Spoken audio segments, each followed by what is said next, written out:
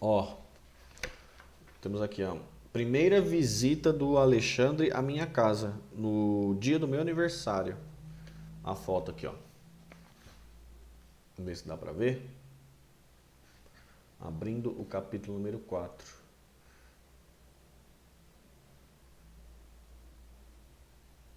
Legal, né?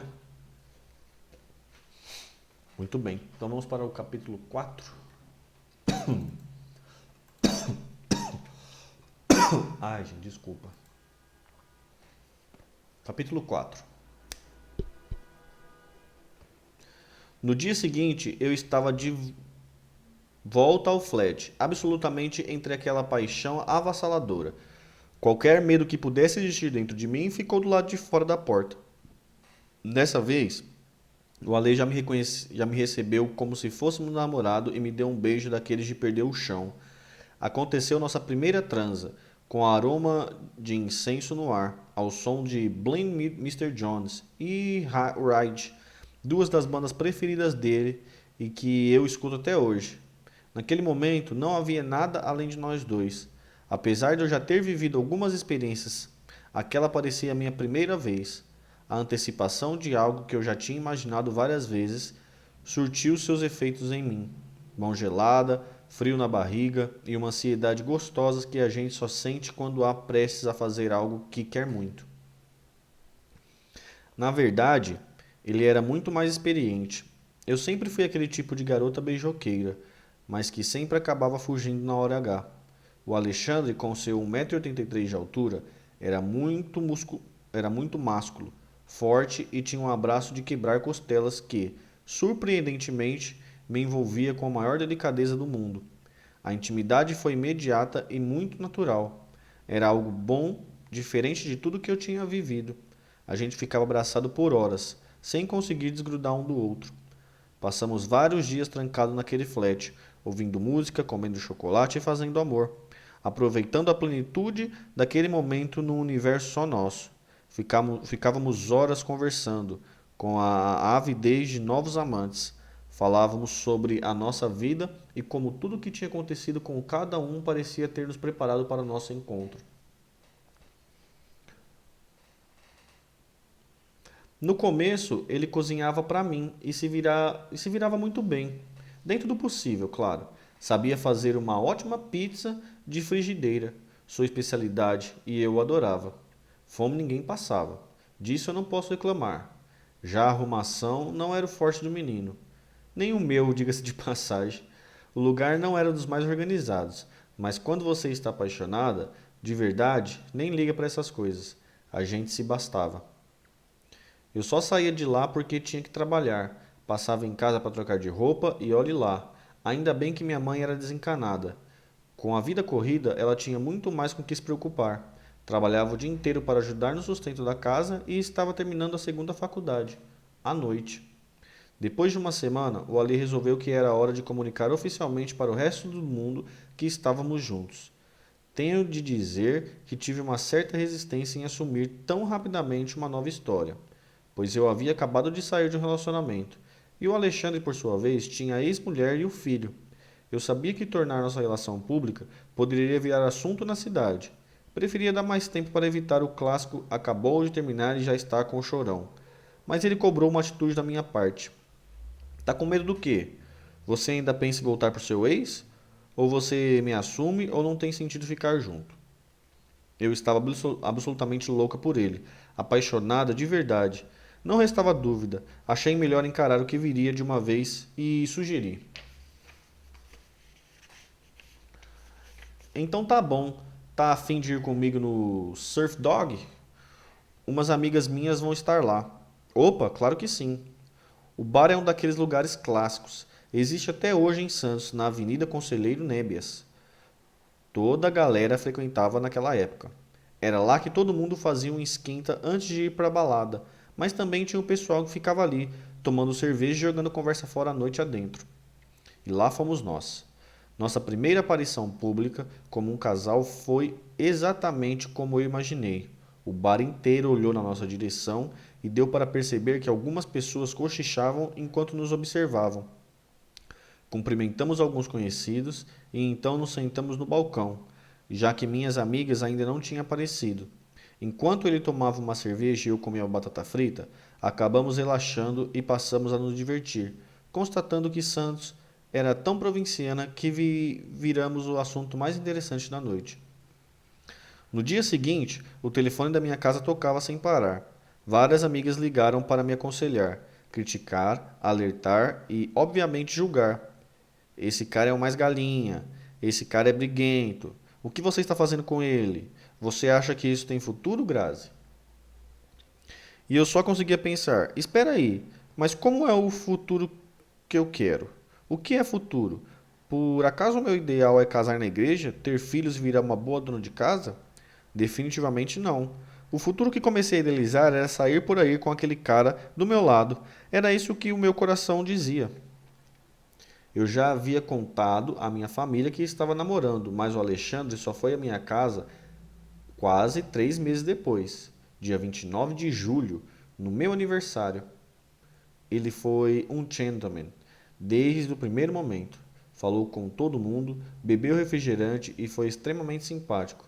No fim da noite, eu esperava ansiosa pelo veredito da família. Aprovado. Ufa! Poucos dias depois, vindo me buscar para sair, ele teve mais uma atitude que me enganhou de vez. O Ale encontrou meu pai na padaria, perto de casa, e parou para conversar com o coroa. Oi, seu Roberto, tudo bem com o senhor? Eu sei que tem um jeito meio assim diferente, mas quero que o senhor saiba que as minhas intenções com a sua filha são as melhores. Eu gosto muito da Grazi e quero fazer ela feliz. Posso namorar com ela? Eu imagino a cara do meu pai diante daquela situação inédita. Um pedido de namoro à moda antiga em pleno fim dos anos 90. Apesar de eu nunca ter dado importância para esse tipo de convenção tão careta, fiquei boba, me sentindo uma personagem de filme romântico. E a única coisa que eu conseguia pensar era: o Ali pediu a minha mão em namoro pro meu pai sem eu saber. Que fofo! Meu Deus, tem como ficar mais apaixonado do que já estou? Era possível, sim, mas isso eu fui descobrir com o tempo. Meu pai, marrento que só ele, ainda mais com qualquer cara que chegasse perto de mim, se rendeu ao charme do Alexandre sem perceber. Deu seu consentimento e, a partir daquele momento, nosso namoro estava mais oficial do que nunca. A convivência só deixava mais claro quantos tínhamos em comum. Aos poucos, fomos nos abrindo ainda mais e mostrando um para o outro as partes não tão bacanas da nossa vida.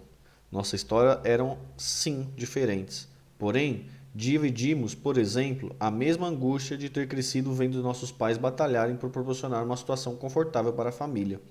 Tanto ele quanto eu tínhamos morado em casas alugadas a vida toda, mudando de endereço cada vez que o proprietário pediu um imóvel ou aumentava demais o aluguel. O relacionamento com nossos pais também tinha seus conflitos. Eu, filha mais velha, mulher, lutando para ser independente e crescendo numa casa onde havia pouco diálogo ou tempo para demonstrações de carinho. Já o Alê, um cara completamente fora dos moldes, era filho do meio entre outros 6 irmãos. A infância foi difícil, alternando períodos de fartura e outros sem grana. O pai era durão, à moda antiga, e se esforçava o tempo todo para manter a família, mas nem sempre tinha sucesso.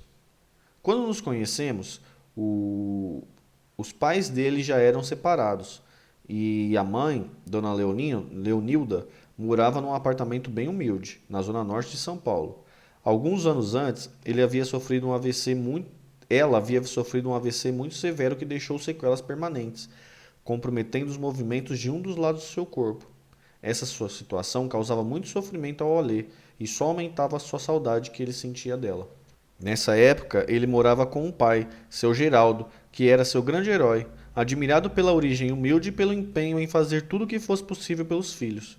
O Alê buscava continuamente a aprovação dele, mas nem sempre conseguia. O pai sonhava que o filho tivesse uma profissão séria, como advogado, mas a ideia de sucesso do Alê tinha para si mesmo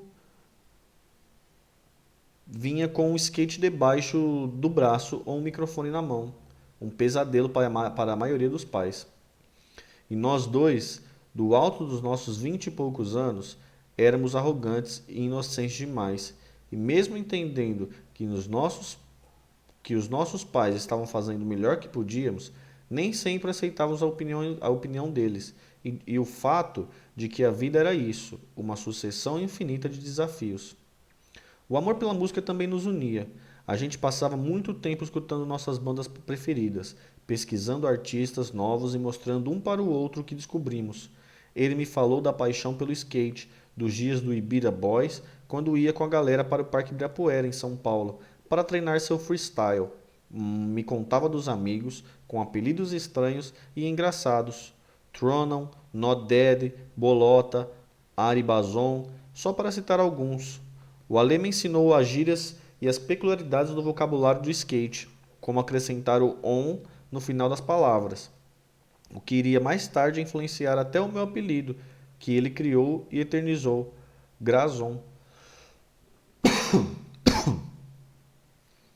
Eu contava da minha infância na Vaía de Abreu, mostrava para ele o meu lado nerd, que curtia geologia, astronomia e tudo mais relacionado às ciências e à natureza. E também do meu lado bruxa, sempre ligado às energias do universo, nas fases da lua em astrologia, tarô, tinha o meu próprio baralho desde os 12 anos, a minha afinidade com o estudo do espiritismo e a curiosidade pelas ciências ocultas. Wicca e Drudismo me encantavam, por mostrar que tudo está interligado nesse mundo. Eu percebia que ele ficava fascinado com tudo isso, que para o Alê era um mundo completamente novo e diferente do que ele já tinha vivido. Eu sentia a mesma coisa. Era uma troca de experiências constante e muito rica. Em meio a todo esse encantamento do começo, a gente foi convivendo cada vez mais, se descobrindo e aprendendo um sobre o outro.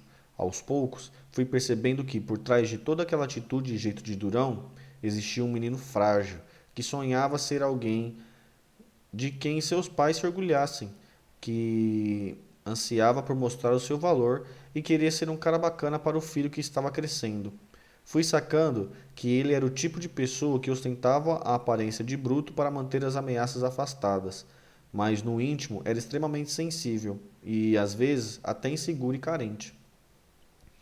Ultrapassado qualquer preconceito que aquela fachada pudesse criar, havia nele um coração cheio de generosidade, protetor e amoroso.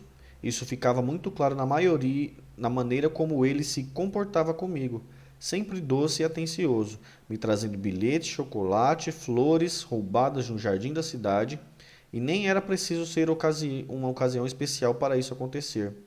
Sua generosidade e atenção se estendia até mesmo a desconhecidos. Por exemplo, o Ale não podia ver alguém na rua passando frio. Aquilo tocava de uma maneira tão profunda que ele não hesitava em tirar o casaco e dar a quem necessitava. Vi isso acontecer muitas vezes. Pessoas em situação de rua deixavam o coração dele partido e, portanto, tinha uma empatia especial com quem vivia pela cidade puxando carroças em busca de material reciclável para vender por alguns trocados. Eu me lembro das várias vezes que o Alê, já um artista estabelecido, deu tudo o que tinha no bolso para ajudar esses carroceiros que encontrava pelo caminho. Um episódio que nunca vou esquecer foi quando ele deu carona para um morador de rua que estava subindo a rodovia Imigrantes em São Paulo a pé. Ele não via situação social, cor, credo, nada disso. Para ele, era um ser humano que precisava de ajuda. O Alê sempre buscou uma vida mais sólida, e esse sonho sempre incluía a família dele. Esperava um dia ter condições de dar uma casa para a mãe e outra para o pai, e também queria ver os irmãos numa boa situação, prosperar e criar a vida estruturada que até então ele não conseguia ter. O mesmo no começo do nosso relacionamento, dizia que íamos nos casar quando ele conseguisse comprar um apartamento, um lugar nosso. O Alê queria se transformar num homem de quem o filho se orgulhasse. Queria ser um exemplo de batalha e vitória, que o menino pudesse dizer: o meu pai é foda. E ele já imaginava com toda a força que o Charlie Brown Jr. seria o passaporte para alcançar todas essas coisas. Mas como onde há luz também há sombras, ele tinha seus demônios para domesticar. Eu percebia muita revolta e inconformismo com a saúde frágil da mãe e com a separação dos pais, assunto que ainda me pareciam mal resolvidos. Dentro daquele homem enorme morava um menino que questionava a existência de um Deus que permitia tanta tristeza. Toda essa revolta me assustava um pouco. Afinal, havia tanto amor dentro daquele cara, como ele poderia pensar assim? Eu sabia que o Ale dificilmente leria por vontade própria livros que tratavam as questões da espiritualidade. E então decidi começar a fazer isso para ele. Nos fins de semana, eu já levava um livro de casa na bolsa. E antes da gente dormir, li em voz alta até pegarmos no sono. Era muito legal ver aquelas histórias sendo absorvidas com avidez, que os ensinamentos que o Alê escutava estavam conseguindo dar um sentido diferente para muita coisa que pensava e foram como sementes para um conceito pessoal de fé que ele desenvolveu ao longo da vida. Um desses livros foi o Romance da Atlântida, da autora britânica Taylor Caldwell. A história toca nas questões da lei da causa e efeito, reencarnação, energia e vibração, entre outras coisas. Tudo em que sempre acreditei. Com o tempo, ele achou um sentido no espiritismo e adotou essa filosofia também, mas sem fanatismo. Para mim, uma das maiores recompensas foi vê-lo recuperando a capacidade de acreditar em algo maior, se enchendo de motivação e confiando que o universo teria tudo o que ele quisesse. O Ali voltou a rezar e conversar, à sua maneira, com Deus. Naturalmente, essas influências acabaram se refletindo no jeito dele escrever música dali para frente. Para enfatizar suas novas crenças, o Ale mostrou uma espécie de altar com a imagem de Jesus ao lado de objetos que eram especiais para ele. Um bilhete escrito por mim em que eu dizia que o amava e pedaços de papéis com anotações de coisas que desejavam realizar. Esse foi o primeiro de muitos altares que o Ale fez ao longo da vida. Uma versão do que hoje em dia coaches de vida e mentores em geral chamam de boardings, de inspiração ou motivação. E eu, bobona, me achando a professora, virei aluna. Aprendi a fazer esses altares, algo novo e cheio de significado que incorporei na minha vida e mantenho até hoje. Toda aquela sensibilidade me tocava muito e nos unia ainda mais. Esse primeiro altar disputava espaço na apertada kitnet em que ele morava na época, pois o flat havia ficado caro demais e o Ale teve que se mudar. O pai, seu Geraldo, que voltara a morar em São Paulo, tinha quebrado o galho de pagar os 3 primeiros meses de aluguel. O lugar era realmente minúsculo. A entrada era um mini corredor no qual havia de um lado uma pia de cozinha muito pequena e do outro um banheiro. Um passo a mais e você caía na sala, quarto. E pronto, acabou o tour. Mas tudo bem, não importava muito o lugar desde que a gente pudesse ficar junto. O apartamento era mobiliado com modéstia. Tinha uma mesinha de jantar com 2 cadeiras num canto ao lado da janela, uma cama de solteiro com armários em volta, uma mini TV preto e branco e em cima dela uma prateleira que brigou o seu primeiro altar. Eu ainda trabalhava como locutora na rádio Enseada, quando fui convidada para apresentar o programa de vendas de varejo, o Mar Shopping Show, na TV Mar, afiliada à extinta Manchete. A atração era exibida uma vez por semana na janela de programação local, que abrangia Santos e o restante da Baixada Santista, com direito a reprises. A grana era boa e valia a pena me dividir entre os 2 empregos. Mas por causa da minha timidez crônica, eu sabia que para fazer algo assim, teria que interpretar uma personagem. A Graziella apresentadora tinha hora marcada no salão por uma produtora para fazer o cabelo e maquiagem. Vestida de Taulier, era acompanhada por uma equipe de TV com cameraman, assistente e produtor e ficava tranquila diante da câmera, enquanto anunciava com o mesmo entusiasmo uma lingerie de R$ 5 ou um veneno para acabar com as formigas na sua cozinha. Já a Graziella da vida real nunca teve coragem de assistir na TV.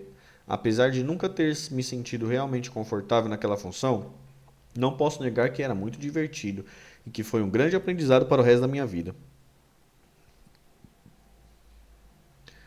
O Alexandre curtia muito me ver batalhando pelas minhas coisas. Ele sempre dizia que se orgulhava muito de mim.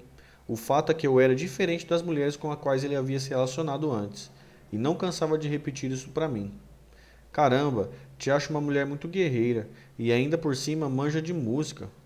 E eu me encantava cada vez mais por aquele cara que me ensinava o que era o amor de verdade e me mostrava que a palavra desistir não fazia parte do seu vocabulário. Tínhamos nossa rotina. Todos os dias eu ia para o trabalho, a rádio e a TV eram o mesmo grupo, no mesmo lugar. Depois para a faculdade, e sempre acabava o dia com ele. O cotidiano do Alê era de ensaios e correria para fazer o Charlie Brown Jr. ficar conhecido. Divulgar o trabalho da banda era um sufoco, numa época em que não havia internet nem redes sociais. Mas ele nunca deixou de confiar. Era inspirador ver o quanto o Alê acreditava no sonho de se tornar um cara bem-sucedido, fazendo música. E realmente não era nada fácil se dedicar à banda, era um perrengue atrás do outro. Naqueles primeiros anos de namoro, éramos dois duros, juntando os meus dois salários, eu pagava minha faculdade, ajudava o Alê no que podia e não sobrava muita coisa. Se espremesse bastante, podia rolar no cineminha, e se pá, dividir um cachorro-quente aos domingos, na feirinha que acontecia na praça do Sesc, do bairro da Aparecida, perto de onde ele estava morando. Mas a gente encontrava um jeito de se divertir mesmo sem grana. Nas noites de verão, ele passava na minha casa e íamos juntos pela avenida da praia até um local chamado Fonte do Sapo, uma pracinha no Jardim da Praia, no Canal 5. Em Santos ainda não existiam ciclovias, e a gente se achava os maiores disputando espaço com carros, ônibus no meio da rua, ele de skate e eu com meus patins. A música continuava sendo um elemento fundamental na nossa relação. Eu estava sempre com o meu Discman e fone de ouvido na rua. Quem já nasceu na era digital não imagina os malabarismos que a gente tinha que fazer para descobrir novas músicas. Ter discos de banda que não pertenciam ao mainstream era quase impossível. Mas isso não era empecilho, eu estava sempre correndo atrás de novidades. Ouvia a rádio o tempo todo e folheava as revistas gringas que chegavam às livrarias em busca de coisas inéditas. Saber sobre o que as músicas falavam sempre foi importante para mim. Por isso, eu fazia questão de procurar as letras daqueles que eu mais gostava. Quando eram em inglês, um dicionário me ajudava a desvendar o significado por trás das melodias. E assim, sem perceber e sozinha, aprendi a falar inglês com desenvoltura. Mais um presente que chegou até mim por intermédio da música. Eu dividia isso com a Lê. Era bacana demais chegar com a tradução da letra de alguns sons que a gente gostava. E aí fomos entendendo junto o poder que uma boa poesia, combinada aos acordes certos, pode ter. Nós tínhamos respeito por todos os artistas, mesmo aqueles que não batiam com o nosso gosto musical. Um bom exemplo disso, por influência da mãe, a dona Nilda, que sempre apreciou uma bela moda de viola e adorava o Sérgio Reis, cantor sertanejo, o Alê curtiu o trabalho dele. Sabia reconhecer o valor de todos os gêneros, admirava artistas que se conectavam com as multidões e tinha consciência de quanto isso era importante. Sempre teve um gosto musical muito abrangente, que ia desde hip hop, reggae, hardcore, punk, até coisas pouco óbvias, como a música celta da Enya, a banda alternativa que na época pouca gente conhecia, como os britânicos do My Bloody Valentine ou Ride. O amor pela música nos tornava cúmplice, como se dividíssemos em segredo só nosso e reconhecíamos com respeito o poder que ela tem de forjar elos inesquecíveis.